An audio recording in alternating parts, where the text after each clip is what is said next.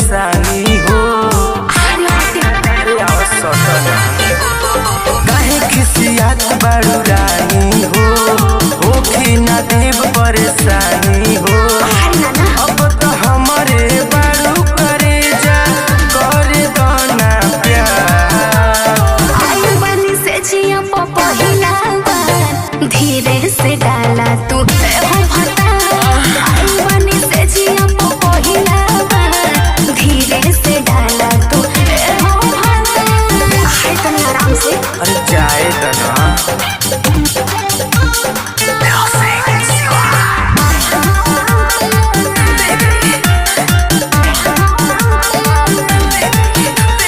छुए दयापन बदन हो जाई मन टन टन हो।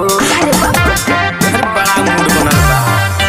हम जाना तानी के तोड़ दे मन हो जल्दी मौका कोई बहानी पूछो सनी छोड़ दे सब जानता एक बेरी कोरा में बैठा चिरा जुड़ा दो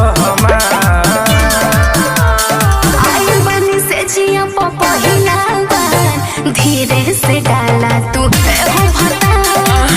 बनी से जिया पहिला बार धीरे से डाला तू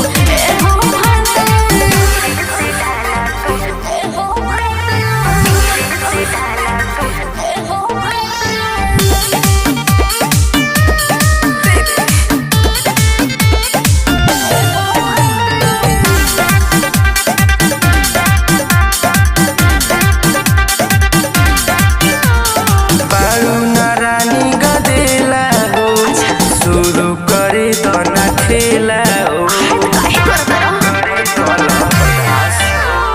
बिमल से तो हर कांड हमसे सहल न जाई संदेप से जाके कहब तो कहल न जाई।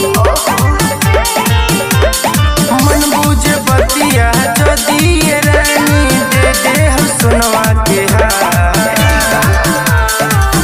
बनी से जिया पहिला बार धीरे से डाला तू